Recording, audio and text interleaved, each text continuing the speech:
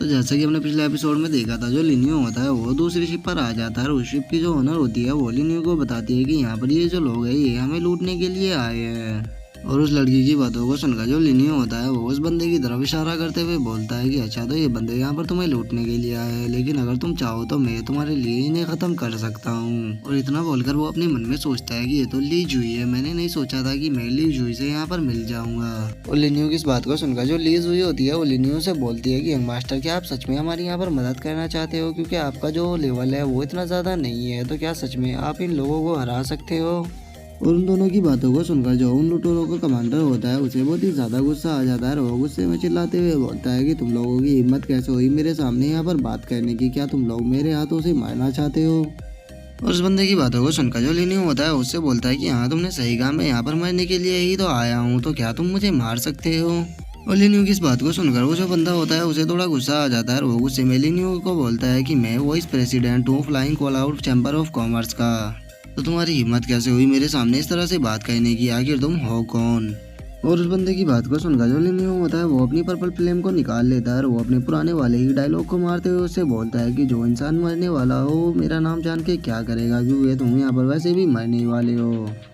और लिनियो के इतना बोलते ही हम देखते हैं कि वो जो वाइस प्रेसिडेंट होता है उसके हाथों पर वो जो पर्पल फ्लेम होती है वो लग जाती है और हम देखते हैं कि उसका जो शरीर होता है वो धीरे धीरे करके जलने लगता है और अपने शरीर को ऐसे चलता हुआ देखकर वो जो बंदा होता है वो चिल्लाते हुए लिनियो से बोलता है, यंग मैन प्लीज मुझे माफ़ कर दो, मैं गलत था, मैं तुम्हें ऑफेंड नहीं करना चाहता था, प्लीज़ मुझे माफ़ कर दो। तुम मुझसे जो भी चाहते हो मैं वो करने के लिए तैयार हूँ, तुम मेरे पास से जितना चाहे उतना पैसा ले सकते हो, लेकिन प्लीज़ मुझे छोड़ दो। लेकिन हम देखते हैं कि जो लिनियो होता है वो उसकी बात पर ध्यान नहीं देता और वो उससे बोलता है कि मुझे तुम्हारी आवाज़ नहीं आ रही, तो तुम अब हेल में जा सकते हो। और हम देखते हैं कि लिनियो के इतना बोलते ही वो जो बंदा होता है वो पूरी तरह से वहीं पर ही जलकर मर जाता है। और अपने वॉइस प्रेसिडेंट को ऐसे मरता हुआ देखकर जो उसके दोनों साथी होते हैं वे भी बहुत ही ज़्यादा डर जाते हैं और वे डरते हुए बोलते हैं कि भागो यहाँ से, ये बंदा बहुत ही ज़्यादा खतरनाक है। लेकिन जो लिनियो होता है उसका उन दोनों को छोड़ने का कोई भी प्लान नहीं होता और वो उनकी तरफ भी अपनी पर्पल फ्लेम को भेज देता है, जिस कारण हम देखते हैं वे जो दोनों बंदे होते हैं वे भी पर्पल फ्लेम में दग जाते हैं और वे दोनों वहीं पर ही चलकर मर जाते हैं। और उन दोनों बंदों को वहाँ पर मरता हुआ देखकर जो लिनियो होता है वो उनकी तरफ देखते हुए बोलता है कि तुम्हारा वॉइस प्रेसिडेंट मारा गया तो तुम्हें भी उसके साथ जाना चाहिए, बट वो बेचारा वहाँ पर अकेला कब तक रहेगा।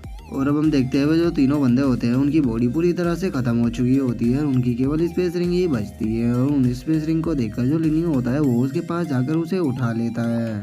और अब जो लीज हुई होती है वो लिनियो के पास आकर उसका शुक्रिया अदा करते हुए उससे बोलती है कि सर आपका बहुत बहुत शुक्रिया जो आपने हमारी यहाँ पर जान बचाई। जो सुनकर लिनियो उससे बोलता है कि अरे तुम्हें इसके लिए शुक्रिया अदा करने की कोई भी जरूरत नहीं है, मैंने तो यहाँ पर बस कुछ कीड़ों को ख़त्म किया है जो कि यहाँ पर शोर मचा रहे थे, लेकिन अगर तुम मेरी मदद ही करना चाहती हो तो तुम उन दोनों बंदों की स्पेस रिंग को मेरे लिए ढूंढ कर ले आओ। लेकिन हम देखते हैं जो लीज हुई होती है वो लिनियो की पावर को देखकर थोड़ी डर चुकी होती है और वो डरते हुए लिनियो से बोलती है कि ठीक है, मैं आपके लिए वो स्पेस रिंग ढूंढ कर लेके आती हूँ, आप आराम से बैठकर यहाँ पर आराम कीजिए। और अब हम थोड़ी देर बाद का सीन देखते हैं जहाँ पर जो लीज हुई होती है उसने बाकी की दोनों स्पेस रिंग को ढूंढ लिया होता है और वो लिनियो के पास आकर बोलती है कि सर ये वही दो स्पेस रिंग है जो कि उन बंदों की थी। और अब जो लिनियो होता है वो लीज हुई के पास से वे दोनों स्पेस रिंग लेते हुए उससे पूछता है कि लीज हुई, क्या तुम भी उसी ऑक्शन के अंदर जा रही हो जो कि नाइट किंग सिटी के अंदर होने वाला है? और इतना पूछकर जो लिनियो होता है वो अपने मन में सोचता है कि जब से मैं इनकारनेशन की साइकिल से बाहर आया हूँ तब से काफ़ी चीज़ें बदल चुकी है, क्योंकि मैं लीज हुई से यहाँ पर नहीं मिला था बल्कि मैं इससे नाइट किंग सिटी के अंदर मिला था।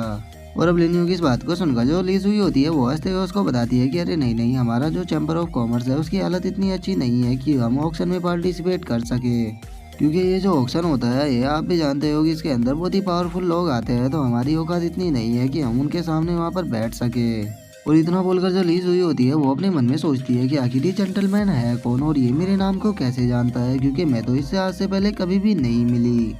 और लीज हुई अपने मन में सोच ही रही होती है, लेकिन तभी हम देखते हैं कि वहाँ पर एक क्यूट सी लड़की आ जाती है और वो आकर लिनियो से बोलती है कि बिग ब्रदर आप तो बहुत ही ज़्यादा हैंडसम हो, क्या मैं आपके साथ में खेल सकती हूँ? और उस छोटी बच्ची को वहाँ पर देखकर जो लीज हुई होती है वो बहुत ही ज़्यादा डर जाती है और वो डरते हुए उस छोटी सी बच्ची से बोलती है कि लिली तुम यहाँ पर क्या कर रही हो, तुम अपने कमरे पे जाओ, यहाँ पर मुसीबत खड़ी मत करो। लेकिन हम लिलियो को देखते हैं जो कि उस छोटी सी बच्ची को देखकर काफ़ी ज़्यादा खुश हो गया होता है और वो खुश होते हुए उस छोटी सी बच्ची से बोलता है कि बिल्कुल तुम अपने बिग ब्रदर के साथ में ज़रूर खेल सकती हो, तो आओ मेरे पास में आओ। और इतना बोलकर जो लिनियो होता है वो अपने मन में सोचता है कि मैंने नहीं सोचा था कि मैं इस क्यूट सी बच्ची से यहाँ पर मिलूंगा, क्योंकि इसकी जो बातें होती है वे सच में बहुत ही ज़्यादा क्यूट होती है। और अब हम लिन्यू की उस बोट को देखते हैं जो कि नाइट किंग सिटी पहुंच चुकी होती है और वो नाइट किंग सिटी का जो गेट होता है वहां पर जाकर रुक जाती है। जिसके बाद हम नाइट किंग सिटी का गेट को देखते हैं जो कि देखने में काफी ज्यादा बड़ा होता है और जो ली जुई होती है वो लिन्यू के पास आकर उससे बोलती है कि प्लीज हमें माफ कर देना, क्योंकि हम अपनी बोट को लेकर इस गेट के ऊपर से उड़कर नहीं जा सकते, क्योंकि हमारा जो चैम्बर ऑफ कॉमर्स है वो बहुत ही ज्यादा कमजोर है। इसीलिए हमें इस सिटी के जो छोटा सा गेट है उसके अंदर से ही जाना होगा। जो सुनकर लिन्यू उसे बोलता है कि तुम्हें टेंशन लेने की कोई भी जरूरत नहीं है, तुम्हें जिस गेट से भी एंटर करना है तुम कर सकती हो, मुझे इससे कोई भी प्रॉब्लम नहीं है। लेकिन तभी लिन्यू को कुछ याद आता है और वो उस गेट की तरफ देखते हुए बोलता है कि अरे मुझे अभी याद आया, यहाँ मेन गेट पर एक टेस्टर लगा हुआ था जो कि कल्टीवेशन के लेवल को नापने के लिए और उसी के साथ जो ब्रिलियंट क्यूआई होती है उसे नापने के लिए लगाया था।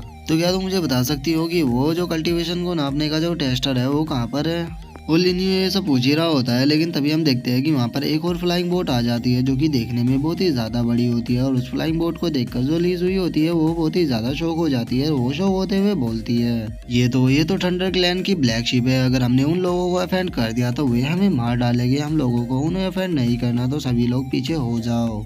और अब हम उस शिप के ऊपर देखते हैं जहाँ पर कि एक बंदा खड़ा होता है और उसके दोनों तरफ उसके गार्ड होते हैं और वो जो बंदा होता है उसका नाम ली जोंग होता है। और अब जो ली जोंग होता है वो चिल्लाते हुए ली जुई से बोलता है कि फियान चैम्बर ऑफ कॉमर्स आ गई, तुम्हारी हिम्मत कैसे हुई कि तुम अपनी इस फ्लाइंग बोट को मेरे सामने ला सको, क्या तुम लोग मेरे हाथों से मारना चाहते हो? तुम लोगों के लिए सही यही होगा कि तुम अपनी इस फ्लाइंग शिप को पीछे कर लो, क्योंकि मैं आज अच्छे मूड में हूँ, क्योंकि मैं यहाँ पर जो ब्रिलियंट क्यूआई का रिकॉर्ड है उसे तोड़ने के लिए आया हूँ, इसीलिए मैं नहीं चाहता कि मेरे हाथों से तुम्हारे जैसे कीड़े मकोड़े मारे जाए। और अब जो लीज हुई होती है वो लिन्यू से माफी मांगते हुए बोलती है कि सर प्लीज मुझे माफ कर देना, क्योंकि अब हमारे पास कोई भी चॉइस नहीं है, हमें यहाँ पर रुककर इंतजार करना होगा जब तक कि इनकी बोट यहाँ से पास नहीं हो जाती। जो सुनकर लिन्यू उससे बोलता है कि तुम्हें मुझसे बार बार माफी मांगने की कोई भी जरूरत नहीं है, क्योंकि मैं तुम्हारी सिचुएशन को समझ सकता हूँ, तो तुम आराम से बैठकर यहाँ पर देखो। और अब जो ली जोंग होता है वो अपनी फ्लाइंग शिप से जंप लगा देता है और वो चिल्लाते हुए लोगों से बोलता है कि आज तुम सभी लोग देखना कि कैसे ये young master night king city का जो सिटी लॉर्ड है उसके ब्रिलियंट क्यूआई रिकॉर्ड को कैसे तोड़ता है। और अब हम एक ओल्ड मैन को देखते हैं जो कि लिन्यू के पास आकर उसको बताता है कि इसका नाम ली जोंग है, जो कि यंग मास्टर है थंडर क्लाउड सेक्ट का,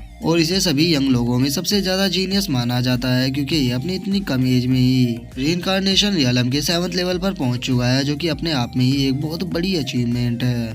और मुझे लगता है कि आज ही अपनी इस एबिलिटी के साथ ही जो सिटी लॉर्ड का रिकॉर्ड है उसे तोड़ देगा। और अब उस ओल्ड मैन के इतना बोलते ही जो हमारा आज का एपिसोड है वो यहीं पे खत्म हो जाता है। तो हम नेक्स्ट एपिसोड में देखेंगे कि आगे क्या होता है। अगर वीडियो अच्छी लगी हो तो वीडियो को लाइक करना, चैनल को सब्सक्राइब करना। मैं मिलता हूँ नेक्स्ट एपिसोड में, तब तक के लिए बाय बाय गाइस।